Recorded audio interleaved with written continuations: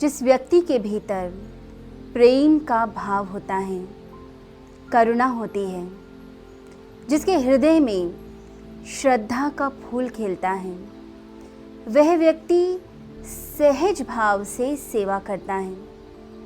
सभी प्राणी मात्र के प्रति उसके भीतर संवेदनशीलता होती है। वह सेंसिटिव होता है इस यूनिवर्स के लिए, इस प्रकृति के लिए। वह एक अलग ही फ्रिक्वेंसी पर जीता है। जब प्रेम का भाव, करुणा का भाव आपके भीतर आना शुरू होता है, तब आप समस्त प्राणी मात्र के कल्याण के लिए सोचते हैं। तब आप स्वार्थी नहीं होते, तब आप निस्वार्थ भाव से जीवन को जीते हैं। यदि कोई व्यक्ति परेशान भी है तो आप उसके पास जाकर उसकी परेशानी को दूर करना चाहेंगे। आप उस समय अपने बारे में नहीं सोचेंगे, आप दूसरे व्यक्ति की खुशी के बारे में सोचेंगे। आपको लगेगा कि दूसरों की खुशी में ही मेरी खुशी है। ऐसा ही हुआ दक्षिण में रामानुज के साथ। रामानुज अपनी बेटी को आज्ञा देते हैं कि तुम बाजार जाओ, बाजार जाकर कुछ अच्छे फल लेकर आ जाओ।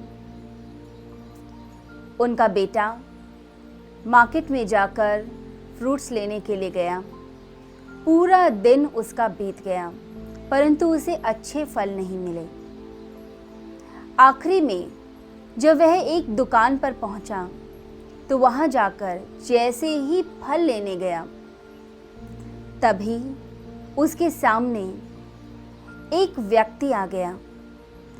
वह व्यक्ति बहुत ही बूढ़ा था और साथ ही साथ भूख से विचलित था, बिलख कर रो रहा था। अब बच्चे के मन में कोमल भावनाएं उठने लगी। उसके हृदय में आया कि मैं अपने लिए, अपने परिवार के लिए फल ले रहा हूँ और इधर यह बूढ़ा व्यक्ति यह भूख से बिलख रहा है, यह रो रहा है। मैं कैसे अपने परिवार के लिए फल ले सकता हूँ? उस बच्चे ने तुरंत अपना निर्णय बदल लिया। उसने उस वृद्ध को पैसे दिए और कहा, तुम जाकर भोजन करो, और वापस खाली हाथ अपने पिता के पास आ गया।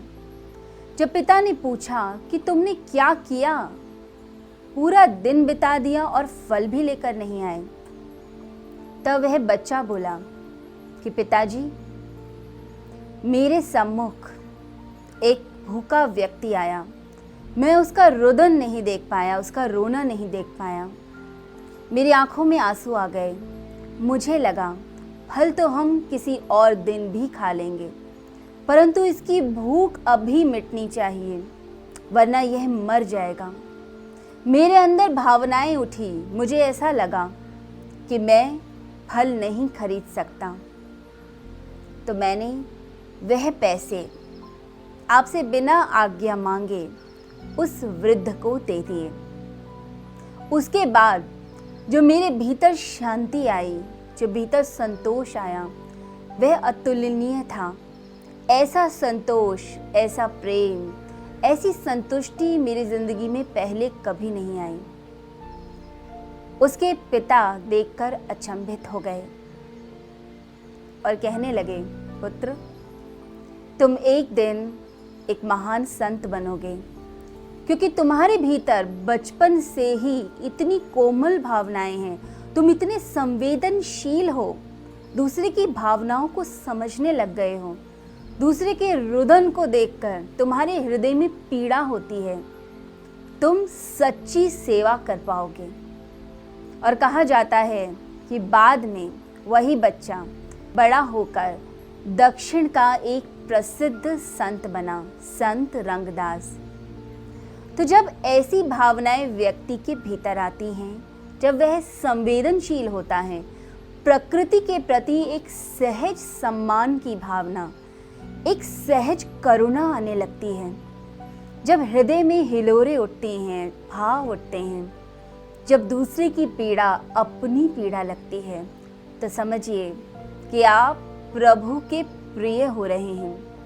आप ईश्वर के मार्ग पर चल रहे हैं, आप ईश्वर के समीप जा रहे हैं। और जब हम ईश्वर के समीप जाते हैं, ईश्वर के पास जाते चले जाते हैं, तो व्यक्ति के भीतर अपने आप ही शांति की, आनंद की लहरें उठती हैं और उसके आसपास का आभा मंडल भी शांतिमय होता है। जो लोग उसके पास आते हैं उनके भीतर भी शांति उतरने लग जाती है। जब लोग साधना करते हुए, अपने पापों को गलाते हुए इस प्रकार से आगे बढ़ते जाते हैं, तो वह मानवता का कल्याण करते हैं, समाज की सेवा करते हैं और उनके भीतर की जो किरणें हैं शांति की, वह समाज में भी फैलती हैं। और यही करुणा, यही प्रेम का भाव जागृत होता है जब हम साधना के मार्ग पर चलते हैं, जब हम ध्यान करते हैं। जो लोग ध्यानी होते हैं, जो लोग साधना के पथ पर चलते हैं, उनके भीतर यह करुणा का भाव तो होता ही है, उनके भीतर सेवा का भाव तो आता ही है। तो आइए आज के दिन हम सभी इसी मार्ग पर चलें, इसी अच्छाई के मार्ग पर चलते हुए अपने पापों को गलाएं और अपने भीतर आनंद को, शांति को उतारें।